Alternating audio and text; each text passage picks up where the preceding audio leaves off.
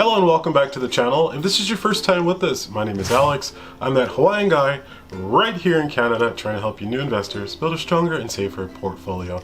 Here in this channel, I do like to give you my top stock picks for the week, kind of tell you about those cyclical and non-cyclical stocks that I tend to keep on my radar.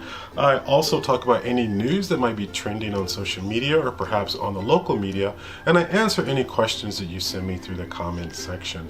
If that sounds like something you're interested in, I would really love it to stick around to the whole video today, because today I'm going to talk about 5 different ways you can save money to actually invest in the stock market. And like always, if you can hit that thumbs up button, it really does help the YouTube algorithm, and it helps this information get out to individuals that really might need it. And if you do like the content, I would really love it if you hit that subscribe button and stay tuned for future videos. Alright guys, let's get into today's video.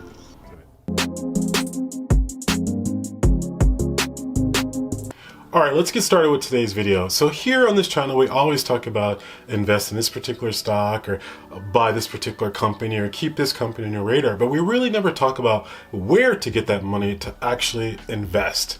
And today what I want to talk about is 5 different techniques to help you save money to actually be able to invest in the stock market. And tip number 1, put down the plastic. Put down the mobile phone, put down the Apple Watch, stop emailing people. Okay, I'm sorry. What I mean by that is when you go out to shop for something, don't use the plastic credit card, don't use your mobile phone and tap it, don't use your Apple Watch and tap it, and don't digitally transfer money to buy things. Because when you do that, you don't understand how much money you're actually spending. If you went out to buy a t-shirt for $80 or $90 and you tap it on your credit card, you don't really feel how much you're actually spending. And even at the end of the month, when you pay your bills, again, you're digitally paying for these bills, so the money's not actually coming out of your wallet. So until you're able to have this habitual type of action of actually saving money, put the plastic down. Learn to actually save money. When you go somewhere, open your wallet. When you're paying for that $80 t-shirt, take out those 4 $20 bills plus tax. It might be different depending on where you live, and pay for it cash. And I guarantee you, if you gotta shell out 80 ducats on a t-shirt in cash, you're gonna think to yourself, man, wait a minute, I know a week or two later after I wore it 1 or 2 times, I'm gonna chuck it in the corner and probably just leave it there until it's dirty, and maybe wear it when it's dirty and not wash it. Am I the only one that do that? Okay, I don't know. My point is, if you have to pay for things in the beginning until saving becomes a habit, a habitual action, use cash. Once you get to the point where you understand that, hey, I don't need this $80 t-shirt or $150 jeans, then you can go back to the credit cards. But in the beginning, until saving becomes a habit, put the plastic down. Number 2, pay yourself first. And what I mean by that, every month, I want you to try to allocate about 10 or 15%. The experts say between 10 and 15%, you should actually be saving your salary to either some type of savings.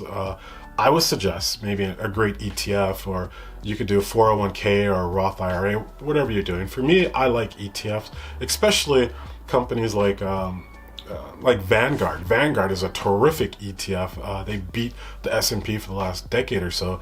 You got access to Tesla and Google and Amazon and Bindu, or there's a lot of great companies all combined into this one great ETF, and you're going to get a fabulous return. So I want you to think of that 10% that you're taking out your salary. Think about it as a bill that you have to pay every month, like your gas bill, your electric bill, your mobile phone bill. Think of that savings as a bill you have to pay. And I know a lot of you guys probably don't make that much hourly, but let's just, for simplicity, let's just say you made $15 an hour. If you work 40 hours a week, that gives you about $2,500. Okay? So if you took 10% of that, that's going to give you about $250 you can save every month. Now, if you're 18 or 19 or 20 years old, if you take $250 and put it into a great ETF for 20 years, you will have about $120,000 to $130,000 with compound interest and your dividend payments and everything combined together. After 20 years, that will give you about $120,000 to about $130,000. Are you rich? No. But I'm telling you, to all you 20-year-olds, 38, 39, 40 will creep up on you like you will not believe.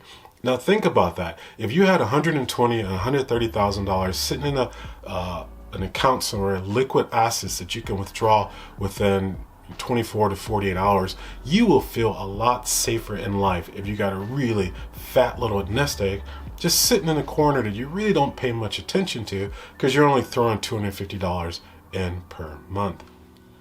Tip number 3, and this is super important, stay away from predatory type loan institutions. And what that is those payday type of loans. And the reason I say that, because a lot of individuals, when you're strapped for money, you simply don't read the fine print. Because I understand, when you need money to eat or to keep the lights on or pay the rent to not get kicked out, you just need that money in your hand right away. But the problem is that a lot of these companies, they're nasty. And what I mean by that is, say for example, you took out a loan for $100. For every $100, they charge, I want to say, between 15 to 25% surcharge. So this is a fee that they'll add on to the money you borrow every $100. So if you borrowed $100, it'll be a fee of $20. If you borrow $200, it'll be a fee of $40, and so on and so forth. On top of that fee, they do charge you interest, and that interest is anywhere between 21 to 35%. Normally it's about 28 to 29, but for simplicity, let's just say that monthly fee is $20 and that interest is $20. Now keep in mind, it is considerably more, but just to keep things simple, I'm keeping this low number here. So if you borrowed $100 a month, the $20 fee, and then a 20% interest, now if you don't pay that loan back within 2 weeks, you're gonna owe $140 at the end of the month. Now what these guys do, these predatory type loan institutions, or these payday loan institutions, they'll tell you, don't worry about it, just pay us $35 per month. And what they're doing is kind of putting you in this cyclical type of cycle, this kind of groundhog day, where you never ever touch the principal. Because at the end of the month, that first $100 that you borrow is now $140, but they tell you only pay $35.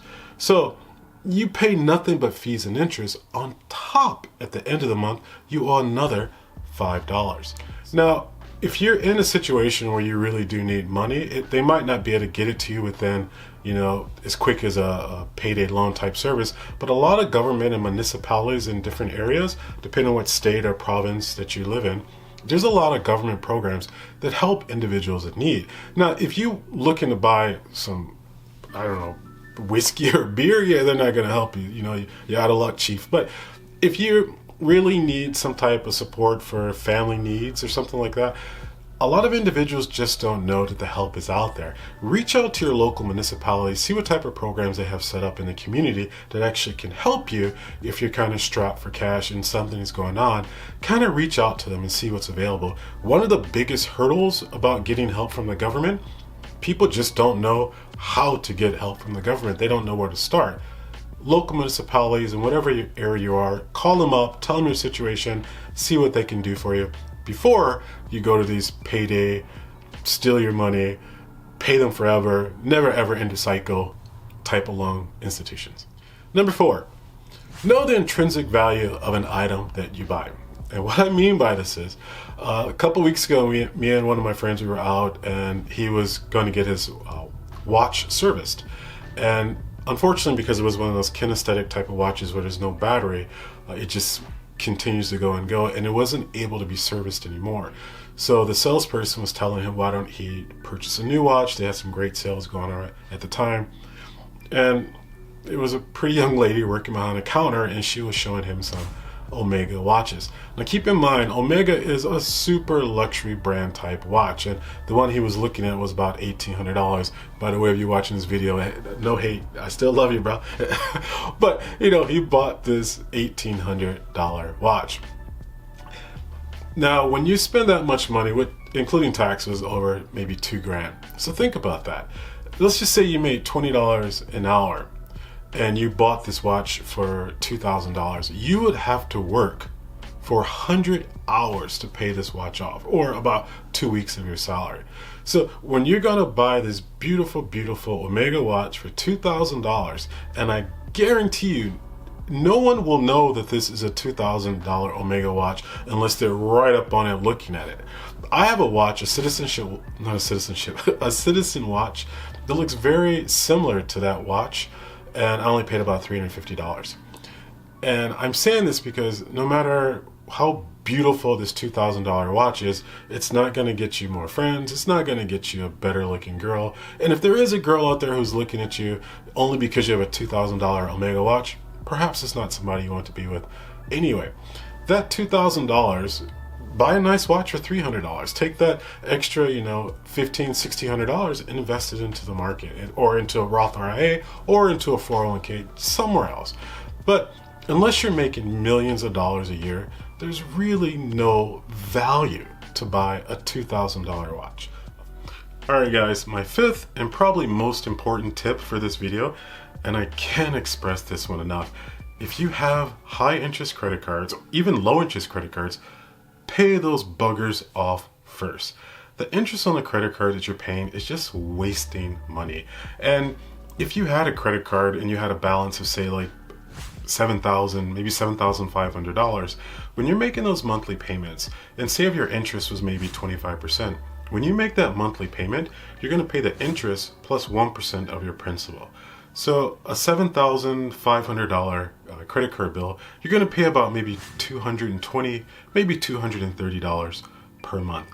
Now keep in mind, about $150 of that is actually going towards interest. Only about 70 to 75 is going towards the actual principal. So if you had a credit card bill for $7,500 and you're making a minimum monthly payment of say about $220, $230, it's going to take you about 7 years to pay off that credit card. And the grand total from that original $7,500, and that's if you don't use it at all, if you just stop using it from that point of $7,500 and just pay that $220, $230 every month, it would still take you about 6 to 7 years to pay off that credit card. Right? And to boot, at the very end, that original $7,500, at the end of that 6 or 7 years, you're actually going to pay closer to maybe $16,000 or $17,000. So you literally just gave this company an extra $10,000 just for holding on to their money for 6 or 7 years. If you have credit card bills, before you even consider getting into the stock market, pay those bills off. Alright guys, I hope this was helpful. If you liked this video today, do me a favor guys, do that thumbs up button for me. Subscribe if you like the information, that way you get updated on all my new videos that I post. And I really want you to become part of my family. Alright, till the next time we meet, aloha.